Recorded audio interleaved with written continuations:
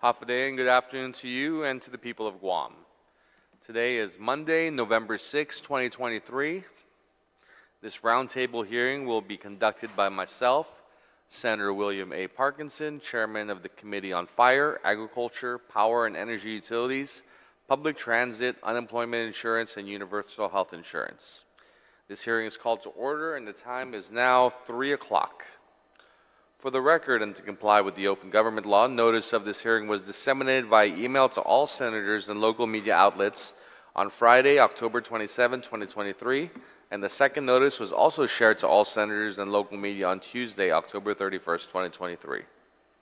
Notice of this hearing was also posted and available on the Guam Legislature's website and the Government of Guam Public Notice portal.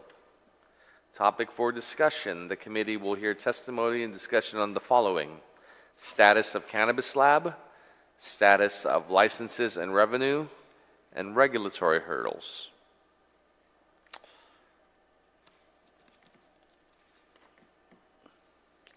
The rules of conduct of this roundtable hearing shall be as follows. When you speak, please make sure that the microphone is on and state your name and title for record-keeping purposes. Panel members are asked to remain in the room for questions or for additional testimony as they may be desired by members of the committee. Questions and testimony shall be confined to the substance or nature of the agenda.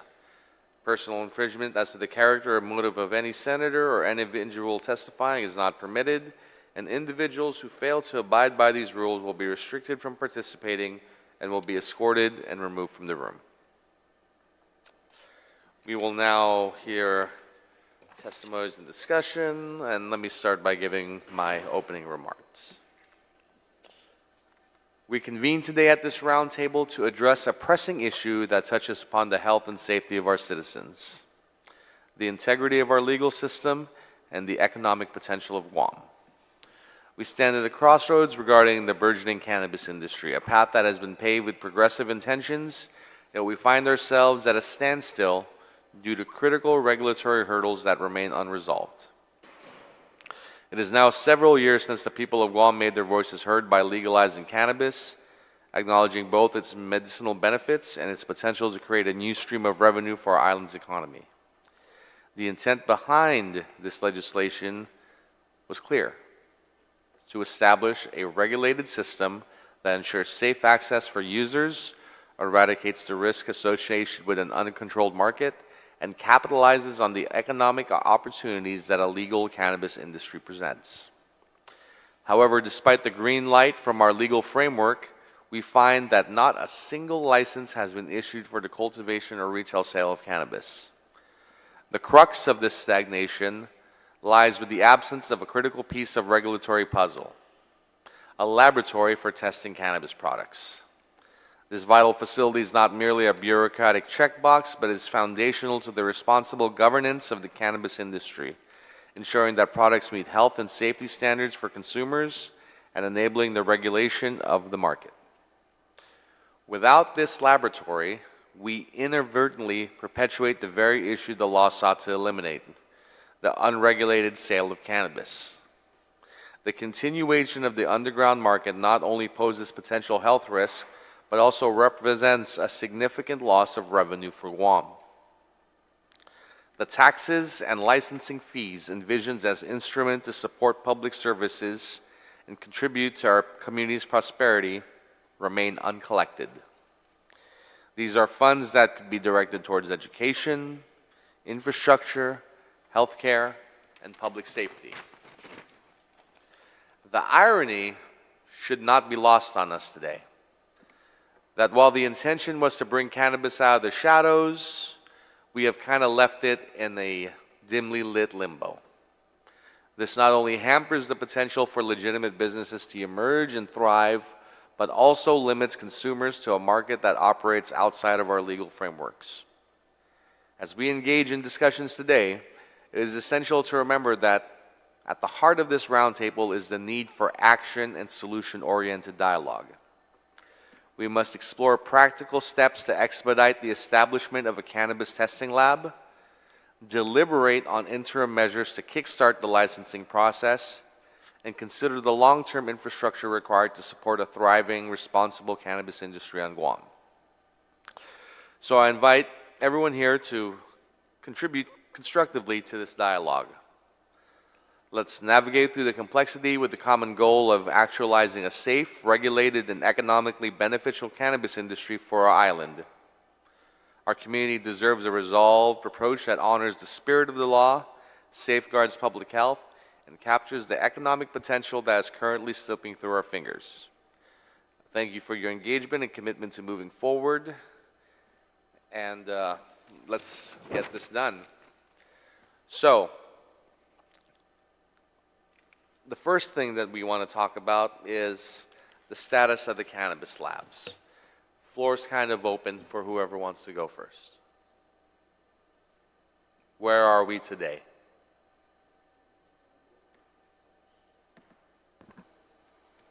Hi, good afternoon.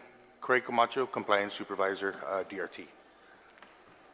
Regarding the Cannabis Lab, there is a responsible official already for the lab. I recently spoke to him and invited him for today's roundtable.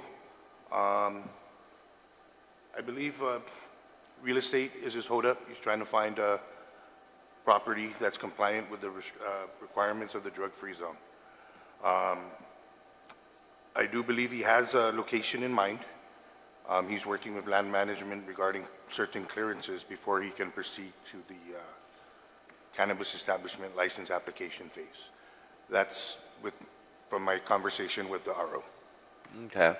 I've actually had some questions about the land management. Right now, the way I understand it is the Department of Land Management is interpreting the GAR to mean that they can't give certification that a proposed cannabis location is not in a school zone and that all the zoning requirements have been met until the applicant has a signed lease agreement. But there's a problem with that. Businesses are not going to want to get into a multi-year lease agreement only to find out once they get to land management that they can't use that location. But now they're stuck into a multi-year agreement. So is Department of Land Management reading that right or interpreting that right? Because the way I understand it is just as long as that's the intended location, they should be able to give a clearance for it. Go ahead, ma'am. Hi, sir. Test. Just state your name and position for the record as well, ma'am. Marie Lazama, Deputy Director, Department of Revenue and Taxation. So with regard to that, the rules and regulations for cannabis were simply patterned after that of medicinal cannabis. So that does require that the applicant has legal title filed with the Department of Land Management on which the proposed cannabis establishment will be located, or has a lease agreement with the property owner that includes consent to operate the proposed cannabis establishment on that property. So knowing that we do have that, that requirement in place, there is a need that for us, we recognize the need for us to bring this issue back to the Cannabis Control Board at the next meeting. And that is scheduled, I believe, for the week prior to Thanksgiving. Yeah, November 20 to be exact. Okay, and so you're saying because of that particular section, that's what's holding up land management? Is their interpretation that they have to have a lease in place? So actually, yes. The applicants, as you mentioned, the applicant is hesitant because, of course, he or she does not want to be locked in, into a contract or a lease agreement, just because of the fact that he or she is not sure that they are going to be approved.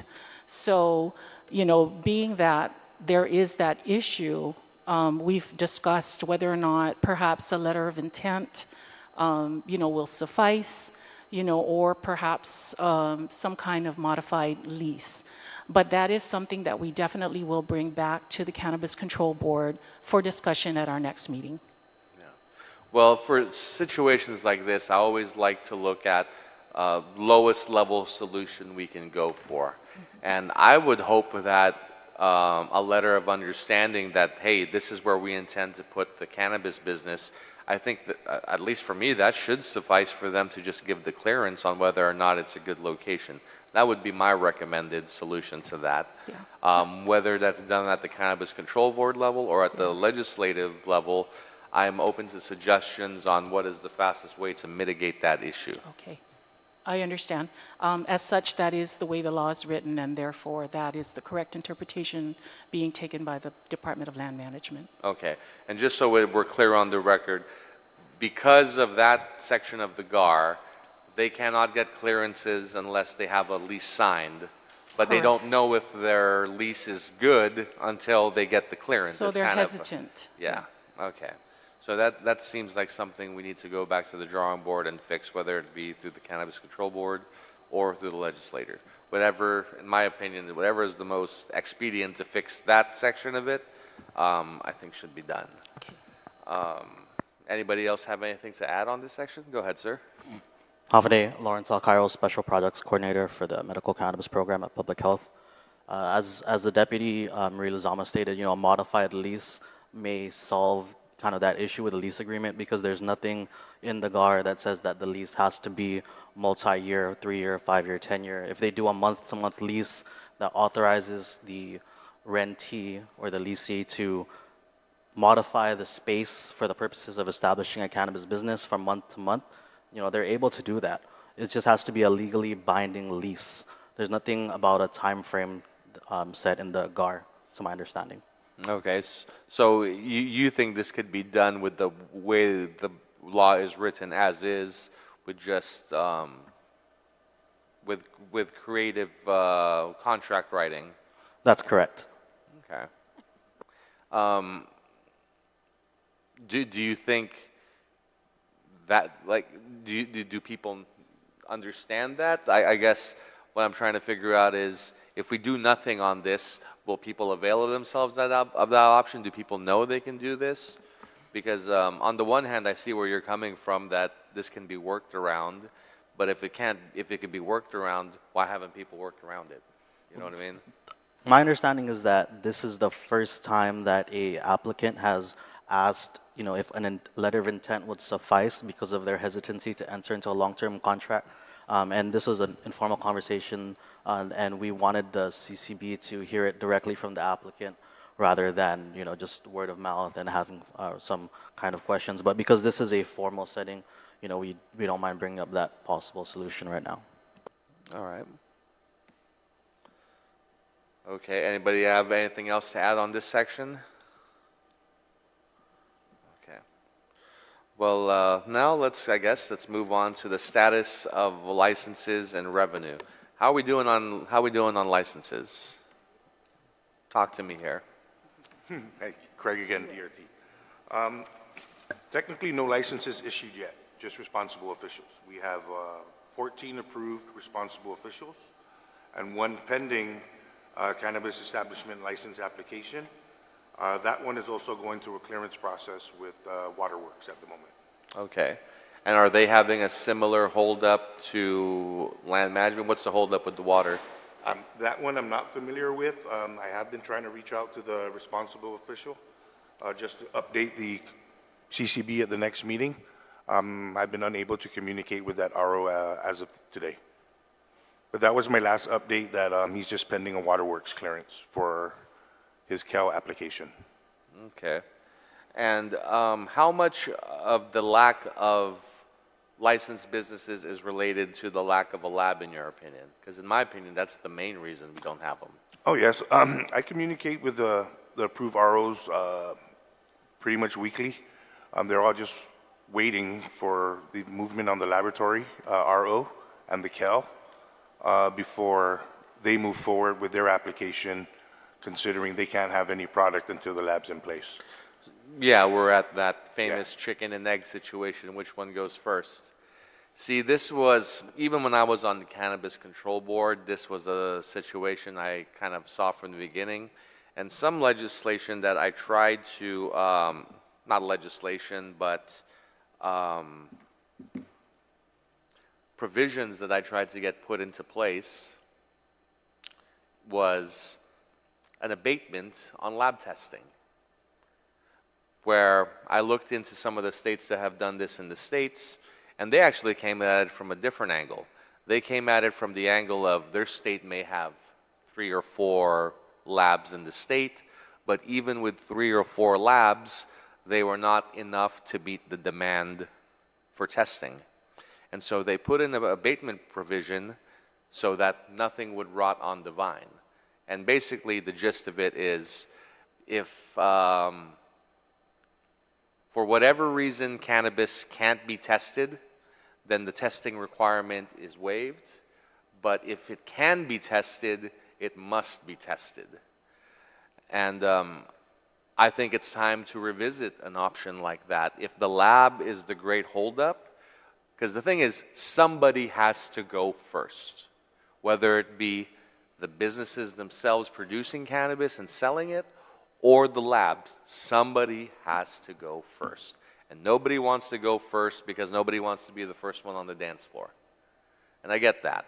And so I think we just got to settle the issue from the higher end. I think the cannabis businesses need to stand up first, and we need to put an abatement of some sort or a temporary waiver, maybe some sort of, for the first couple of years, we won't require testing. I'm open to whatever way we make that work, we have some sort of abatement on testing, so that way the businesses can open up yesterday. Because we need to get these businesses up. This is kind of like a field of dreams situation. If we build them, the lab testing will come. So what do you guys think of the potential for abatement? Is this something that public health could potentially get behind, or some sort of variance?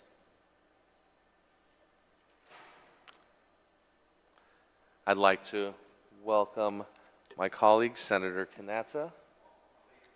Thank you for coming. But yeah, in this quest for a lab and getting this industry up, I think we got to revisit the solution, the proposal of maybe some sort of waiver of abatement. And I guess as the public health officials, I kind of like to get, how do you guys feel about an idea like that? Because I'm not saying let's scrap testing. I'm just saying if it's not available, let's not require it. Because even if we have one lab, we still run into the possibility that the one lab might not be able to meet the demand for everyone. So there are states and territories that do, have an abatement or a moratorium on testing. Our position is, either way, we're going to safely and responsibly implement the law as it stands. But as it is right now, the testing is required. So we're not saying to remove that or to keep it in, but whatever the law or the regulations are, we'll follow. Okay, but just on just the idea of itself, there's nothing about it that is a sacred cow for public health. Sid Mastalis, Assistance Programmer for the Medical Cannabis Program. This is my personal opinion, also going to the states and looking at other states that have it. We'll follow the laws as a state. If we have an abatement system, that's fine. If we do have one, then public health has to make sure that the labels are correct, and it has to state that this product has not been tested by the laboratory. It's the risk of the person to use it on his own. That's one of the buyer beware. Yes, buyer beware. And those are some of the stuff that can be done just to make aware for people, for the public safety. But this has been done in other states too. So. Yeah, honestly, I'd be okay with a solution like that. If it's something is untested, slap an official untested sticker on it, and that way people are at least going into it with eyes wide open. Because as myself, I understand that, no one has died from using cannabis. And so I'd feel pretty comfortable moving forward with a cannabis industry where we have some sort of waiver or abatement for cannabis testing, as long as people know it. People can make that informed decision themselves. For some people, it might be a deal breaker to not have testing. For others, I've been a regular cannabis user for decades of my life, and I've never once had anything tested. So You know, your mileage may vary there. Um, and so I guess the other question is, what other regulatory hurdles are you folks finding is an issue from people getting these businesses up and running? It's really just the labs. Is it really that simple? It's just the labs?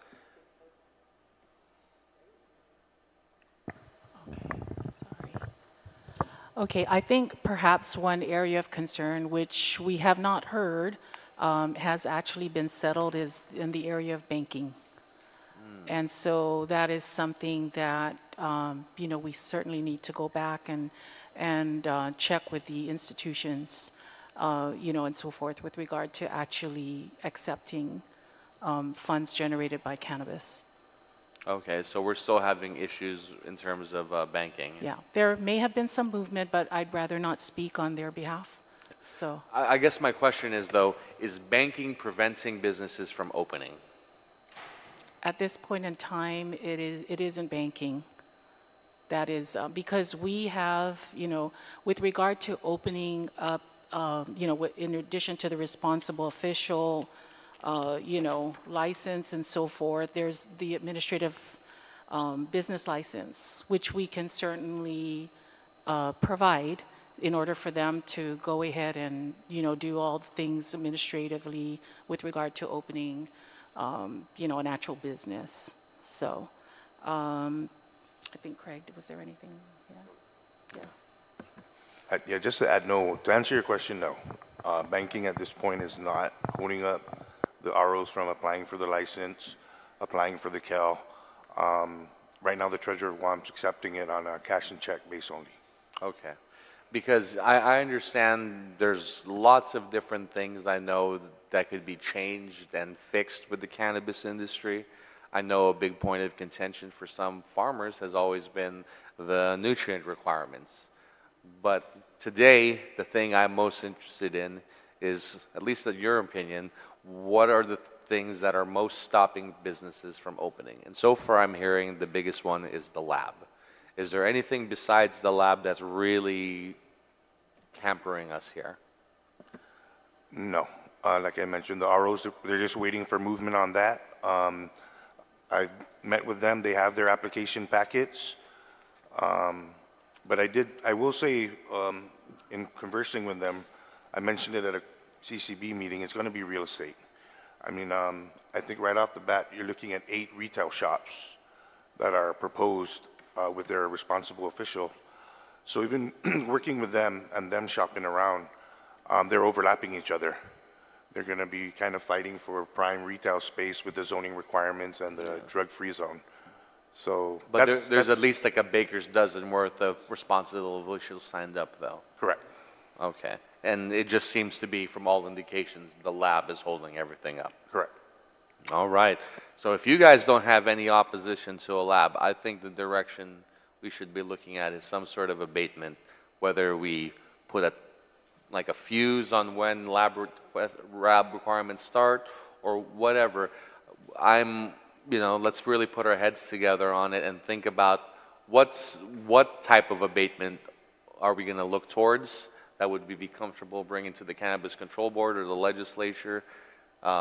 Because I think in this chicken and egg situation, the cannabis businesses got to come first. They come first, and then if the labs come after that to capitalize on it, that's great. I actually think that's a real selling point for some cannabis products. If a lot of the stuff is untested and they get to say theirs is tested, I could see that being an economic edge. So I see a lot of incentive for labs to come once the cannabis businesses are here. Senator Kanatsa, thank you again for joining us. This is kind of just a informal speak however you want to chime in. So if you got anything to chime in with, please feel free to do so. Is there any taxing on the cannabis industry? Yeah, it's going to be at the cultivation level. It's 15% excise tax. I don't have it actually in front of me, but that'll be by the cultivators, like a wholesale excise tax, Okay. 15%. Is DRT prepared to pick up on that excess tax? Because we are still having some certain issues with the excess tax with the cigarette and tobacco tax, right? I mean, cigarette and alcohol tax. So I did have, and also with the military contracting. So I just wanted to find out if you guys would need more members to additionally, I mean, do you need more members, employees to shore up your response towards this industry? Because obviously this will be a new industry to take on and also be more of a workload. So I wanted to clarify if that's going to be satisfied, granted that you just start with this program. Yes, we absolutely could use more staff. As it turns out, we're already responsible for the items that you've mentioned, and so forth. And then there have been some steps taken in order to kind of facilitate or to help mitigate rather, the work, that crux or the crush of the load. And so, of course, we can always use that, and we really would appreciate your support with regard to additional personnel.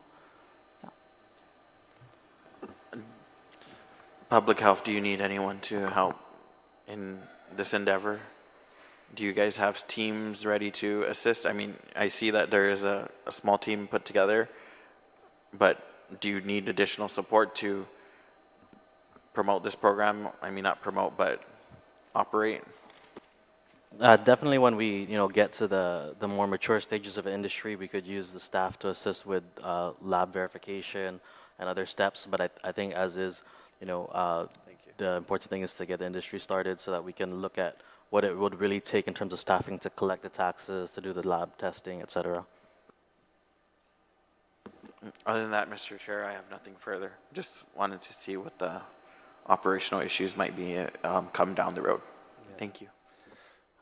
So, it seems like from this discussion so far that we have two issues, one kind of major and one semi-major. The major one being the lab. So that's got to be priority one. Unless somebody's got a lab coming out tomorrow out of their back pocket, I don't see any situation where waiting for a lab doesn't delay this industry by years, frankly. So I think, if we got responsible officials bucking, ready to go, then we need to let them run, let them do their thing, and let the labs come in later once they feel like it's their time to come in. And then the other thing is with the zoning. I understand that, what section of the GAR is that? It is, I just had it here.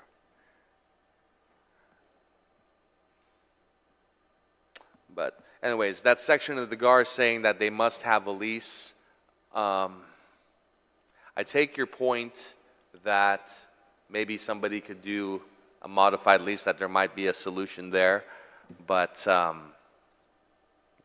if this is going to continue to be a logjam at the Department of Land Management, what would be your suggestions as to how to change it so that it would be easier for them to give these clearances without somebody having a lease, locked in, like to get a letter of understanding to let that happen?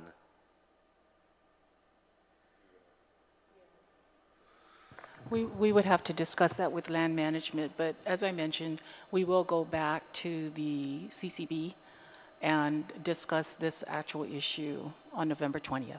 Okay, I appreciate that. And as far as getting this cannabis industry up and running, I understand these rule changes for the lab and for zoning can both be done through the AAA process with the Cannabis Control Board. But as far as I'm concerned, this is a priority industry I would like to get up and running. So if the AAA process will take too long, please let me know, and we may look to a legislative solution to help expedite this.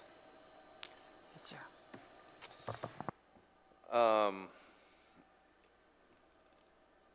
I guess my last question is there anything else in your opinions that are holding up this industry that we need to change because I'm all ears. If there's something that's stopping businesses from opening, that's the thing I'm looking for. Things that are stopping businesses from opening, that's the stuff we need to know about and we need to address. And if it's just the labs and this zoning thing, I think that cuts our work out for us. It's not a lot of work, but it's a significant amount of work that we need to help these businesses. And so before we leave today, can you guys think of anything else? Because I am all ears. Oh, please, come on. Yeah, please, if there's more people out there that want to speak, oh, yes, come on over. Go ahead and just speak your name and title for the record, ma'am, and please add your 2 cents. Half a day, Senator. My name is Celine Cruz. I'm the Chief Planner at the Department of Land Management. So I want to say there's really no issue with zoning. What the issue is that they're not presenting a lease to meet the zoning requirements. So, we're not holding it up. We're saying these are the required documents according to the rules. And if you're not presenting the required documents to us, then we can't issue a zoning certificate. Yeah, but I mean, that's the crux of the issue, right? Is the required documents is a lease, but nobody wants to get a lease for multiple years and then found out that their property is not copacetic. So what we've done is we're trying to assist on our end. If you give us a lot number, we're going to do some preliminary investigation to determine whether or not you might be able to meet the requirements. And we've done it for several applicants that are interested, and they ask, will this lot meet the zoning requirements? And for some we've said yes, and for some we've said no, you have a bus stop there, or you're within 1,000 feet of a school. But other than that, just presenting us with the required documents is all we really need to determine whether or not, and we'll determine that ahead of time if you bring a lot number to us. Just a lot number would be Just a lot number. Okay, because I'd had some questions about that come up to my office, that people weren't able to get an opinion on a clearance until they had a lease, and so that just seemed problematic to me, to potentially have a multi-year lease and then be told no. I do want to add that in the rules, it doesn't say you have to have a certain term on your lease. Yeah. So we just need to see a lease. So if they came in with like a 1-day lease or a 1-month lease, that would be enough for you? Correct. Okay. All righty. Thank you for your input there, ma'am. Does anybody else have anything to add? Last chance. All righty. Well, if there are no more comments, this will conclude our discussion. The Committee on Fire, Agriculture, Power and Energy Utilities, Public Transit, Unemployment Insurance, and Universal Health Insurance will continue to accept written testimonies on today's hearing within 5 business days from today, which would be mailed to my office at 238 Archbishop Flores Street, Suite 905 of the DNA Building in Nagotnya. You may also send your written testimony to my office via email at senatorparkinson@guamlegislature.org. Thank you for all your participation. This roundtable hearing is adjourned, and the time is now 3:34.